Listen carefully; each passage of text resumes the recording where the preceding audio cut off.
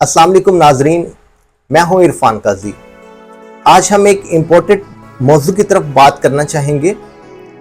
आप जानते हैं कि अरविंद सहारन एक इंडियन जो न्यूजीलैंड में क़याम पजीर हैं, यूट्यूब के ऊपर अपना एक प्रोग्राम करते हैं और वो काफ़ी मशहूर यूट्यूबर हैं। उनकी अक्सर पाकिस्तान के पैनलिस्ट के साथ डिस्कशन रहती है यूट्यूब के ऊपर और उनका पैगाम ये होता है कि मैं पाकिस्तान और इंडिया के दरमियान अच्छे ताल्लुकात का ख्वाहा हूँ और जो बिगड़े हुए ताल्लुकात हैं इनको ठीक करने के लिए हम इस प्लेटफॉर्म पे जो अपनी कोशिश कर सकते हैं उसको जारी रखना चाहिए, जो कि एक अच्छी काविश है और मैं इस चीज़ को अप्रिशिएट करता हूँ। लेकिन दोस्तों, गुज़िश्ता दिनों अरविंद सहारन, शकील चौधरी साहब और डॉक्टर कमर चीमा दोनों पाकिस्तानी पैनलिस्ट थे, उनके साथ एक प्रोग्राम में शरीक थे और वहाँ पे जब कमर चीमा ने बात की कि इंडिया ने बहुत टाइम हो गया हमें कोई लिफ्ट नहीं कराई और उनका ये पॉलिसी है कि अब हमें पाकिस्तान की ज़रूरत नहीं रही, खासकर जब बीजेपी और मोदी गवर्नमेंट आई, तो उनका ये कहना था कि अब पाकिस्तान भी इंतज़ार कर करके थक चुका है, अब हमारे यहाँ भी ये फीलिंग है कि हमें भी इंडिया की कोई ज़रूरत नहीं, हम भी इंडिया के बगैर जो हमारा पॉलिटिकल क्लाउड है हम उसके साथ आगे अपनी मंजिल की तरफ रमा दवा हों। तो वहां बैठे अरविंद सहारन साहब फरमाते हैं कि पाकिस्तान का क्लाउड है कहां पर, 0/0 ज़रब 0 इज इक्वल टू 0। तो आज मैं इसी हवाले से बात करना चाहूंगा, थोड़ा क्लैरिफाई करना चाहूंगा अरविंद सहारन साहब को हकीकत की रोशनी में और एक सियासी सियाको सबाक के हवाले से और मौजूदा जो पोजीशंस बन रही है इस खित्ते में उस हवाले से कुछ हकीकतों से पर्दा उठाना चाहूंगा।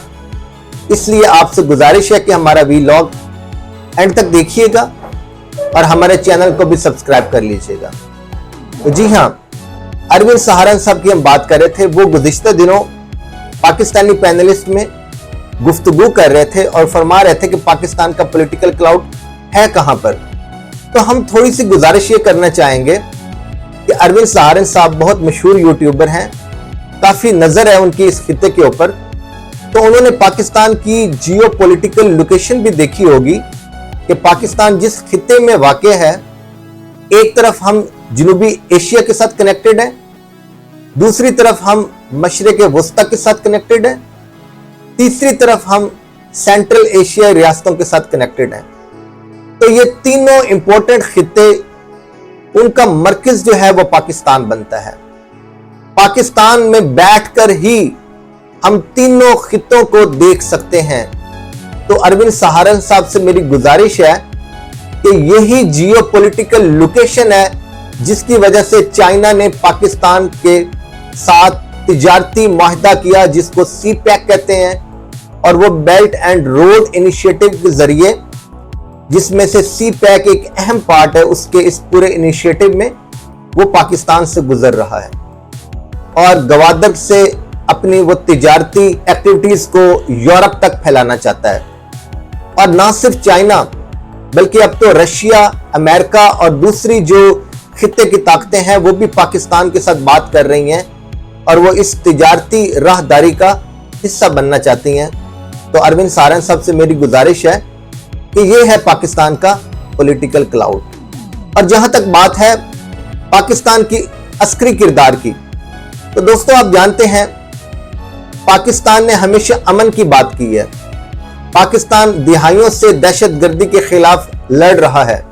उसने ऑपरेशन रद्दुल फसाद, ऑपरेशन ज़रबे अज़ब और अब हाल ही में ऑपरेशन बुनियानुल मरसूस की इंतहाई आला दर्जे की कामयाबी से न सिर्फ दुनिया को हैरान किया बल्कि शर्मसार भी कर दिया कि पाकिस्तान के अंदर इतनी कैपेबिलिटी है कि वो अपने से 6 से 7 गुना बड़े दुश्मन को टक्कर दे के न सिर्फ उसका मुकाबला कर सकता है बल्कि उसको चंद घंटों के अंदर ज़ेर करने की सलाहियत भी रखता है। तो इसके साथ साथ पाकिस्तान ने अक़वाम मुत्तहिदा के अमन मिशन में भी अहम किरदार अदा किया है। तो दोस्तों, ये है पाकिस्तान का पॉलिटिकल क्लाउड। यही वजह है कि बुनियानुल मरसूस की कामयाबी के बाद दुनिया की सारी ताकतें पाकिस्तान की तरफ देख रही हैं और पाकिस्तान के साथ मुआहदे करके पाकिस्तान का तिजारती पार्टनर बनने का ख्वाब देख रही हैं। तो दोस्तों, इसके साथ साथ आप जानते हैं पाकिस्तान का कश्मीर जो दरीना मसला है इंडिया के साथ, इसको अक़वाम मुत्तहिदा में जब भी पाकिस्तान रेज करता है तो पाकिस्तान के साथ चाइना, तुर्की, ईरान, मलेशिया, सऊदी अरब, यूएई और दूसरे इस्लामी ममालिक और दोस्त ममालिक ने हमेशा पाकिस्तान के मौक़िफ़ की तायीद की है। तो हमें जब भी कभी मुश्किल का सामना हुआ, कभी हमारे ऊपर जंग थोपी गई इंडिया की तरफ से, हमारे ऊपर यलगार की गई, तो हमारे जो दोस्त ममालिक हैं, चाहे वो थोड़े हैं लेकिन वो सीने से सीना और कंधे से कंधा मिलाकर पाकिस्तान के साथ हमेशा खड़े रहे हैं। तो हमारे दोस्त थोड़े से ही लेकिन मुखलिस हैं, यही हमारा पॉलिटिकल क्लाउट है। तो इसके साथ साथ दोस्तों, मैं ये भी बताना चाहूंगा अरविंद सहारन को कि आपका जो मीडिया है हमेशा प्रोपेगेंडा करता है कि पाकिस्तान ने ये कर दिया, पाकिस्तान ने वो कर दिया। जब भी इंडिया के अंदर कुछ छोटा सा भी सानहा होता है, उसका जिम्मेदार पाकिस्तान को ठहराया जाता है। और हाल ही में इतना प्रोपेगेंडा आपकी तरफ से, आपके मीडिया की तरफ से किया गया कि आप लोगों ने तो यहां तक कहना शुरू कर दिया कि हमने लाहौर की बंदरगाह पे कब्जा कर लिया है, जबकि लाहौर में तो कोई बंदरगाह नहीं है। हमने कराची पे कब्जा कर लिया है, जनरल आसिम मुनीर को हमने अरेस्ट करवा दिया। वो तो यहां तक आपकी तरफ से लतीफे छोड़े गए। ये आपका मीडिया और सोशल मीडिया है, जबकि आप जानते हैं कि हमारे मीडिया ने ऑपरेशन बुनियाद मरसूस और मार्का हक के वक्त हक और सच का साथ दिया। ना सिर्फ पाकिस्तानी कौम बल्कि इंडियन कौम को भी सच दिखाया, सच का आईना दिखाया। और यही हमारे मीडिया की और सोशल मीडिया की ताकत थी कि आपकी मोदी सरकार हमारे YouTube और हमारे नेशनल चैनल्स को इंडिया के अंदर बैन करने पर मजबूर हो गई। अगर आपके लोग सच सुनना चाहते हैं तो आपकी गवर्नमेंट क्यों रोकना चाहती है? अगर हमारे पाकिस्तानी झूठ बोल रहे थे, अगर हमारे पाकिस्तानी फेक खबरें फैला रहे थे, तो ऐसी कौन सी ताकत थी जिसने मजबूर किया मोदी सरकार को कि वो पाकिस्तान के चैनल्स और YouTube चैनल्स को इंडिया के अंदर ब्लॉक करे? वो यही ताकत थी, सच की ताकत थी। पाकिस्तानी कौम ने सच का साथ दिया, पाकिस्तानी YouTube चैनल्स ने और पाकिस्तानी चैनल्स ने सच दिखाया जो उस टाइम चल रहा था, जबकि आपका गोदी मीडिया झूठ पे झूठ फैला रहा था। यही पावर थी, यही ताकत थी पाकिस्तान की, जिसने मोदी सरकार को झुकने पे मजबूर किया और पाकिस्तान के चैनल्स को ब्लॉक करने पे मजबूर किया। तो अरविंद सहारन साहब, जरा अपने मीडिया को भी देखें। और आप बात करते हैं हमारे पॉलिटिकल क्लाउड की, तो अरविंद सहारन साहब, पंजाबी की कहावत है कि दोस्त भावे एक या दो होवें, लेकिन मुश्किल टाइम नल साडे नल कंधे तो कंधा मिला के खलोते होण ना, तो वो चंगे ने उन्हां 100 दोस्तां नालों जेड़े मुश्किल टाइम कंड भी खा के नस जान। मतलब आप बेहतर समझते हैं मैं क्या कह रहा हूं कि मुखलिस दोस्त एक भी हो ना, तो मुश्किल की घड़ी में हमारे साथ खड़ा हो, वो उन 100 दोस्तों से बेहतर है जो मुश्किल की घड़ी में हमें छोड़ के पीठ दिखा जाएं। तो आपके आज तक फैंसी ममालिक के साथ ताल्लुकात रहे हैं।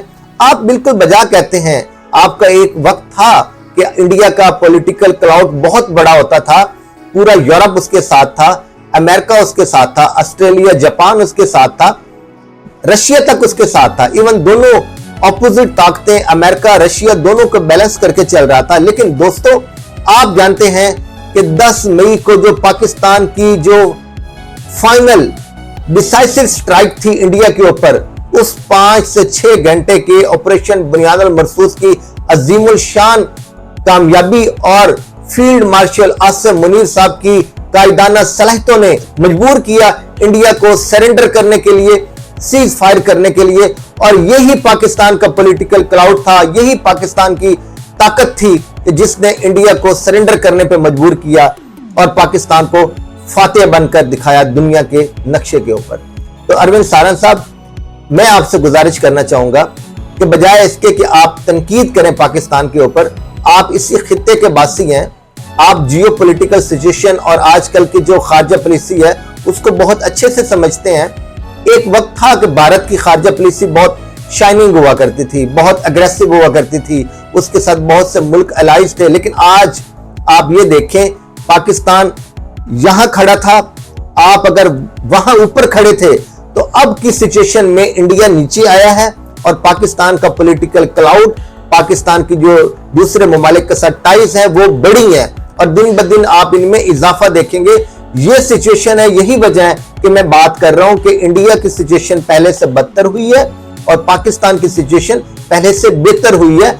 अगर हमारे साथ थोड़े दोस्त थे वो मुखलिस थे, और अब वो दोस्त भी जो आपके दोस्त हुआ करते थे वो पाकिस्तान की तरफ देख रहे हैं। और आपका मीडिया क्यों कह रहा है कि इस ऑपरेशन सिंदूर की क्या जरूरत थी कि आपका जो बेस्ट फ्रेंड जिसको आप पापा डोनाल्ड ट्रंप कहते थे अमेरिका, वो भी आपसे आंखें चुरा रहा है।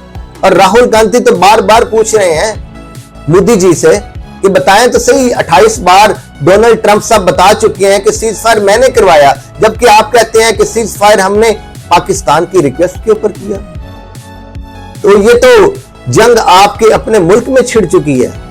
आपका मीडिया भी अब पूछने पे मजबूर हो चुका है, जिसको हम गोदी मीडिया कहते हैं। कुछ वहां पे सेन वॉइसेस हैं जो सवाल करती हैं, रवीश कुमार हो गया, अभिसार शर्मा है, और भी कुछ लोग हैं जो बात करते हैं, खुल के बात करते हैं। वो गोदी मीडिया से भी पूछते हैं, मोदी सरकार से भी पूछते हैं कि इंडिया की जो इस टाइम बदतरीन सफारती नाकामी है, जो बदतरीन खारजा पॉलिसी है, इसकी वजह तो तुम लोग हो। बताएं हमें कि इस टाइम इंडिया जिल्लत के गड़े में क्यों गिर चुका है।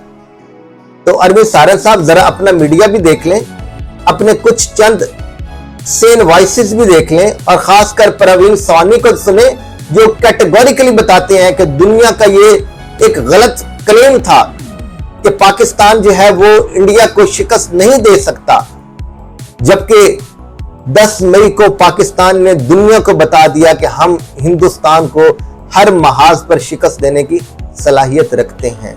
आपको कैसा लगा आज का व्लॉग?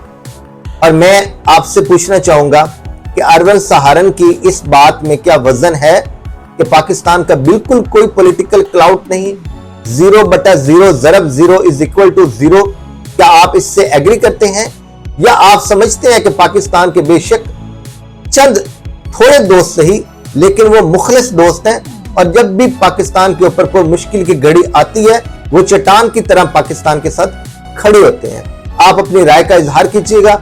आज की वीडियो में इतना ही, इंशाल्लाह मुलाकात होती है नेक्स्ट वीडियो में। तब तक अपना ख्याल रखें। अल्लाह हाफिज।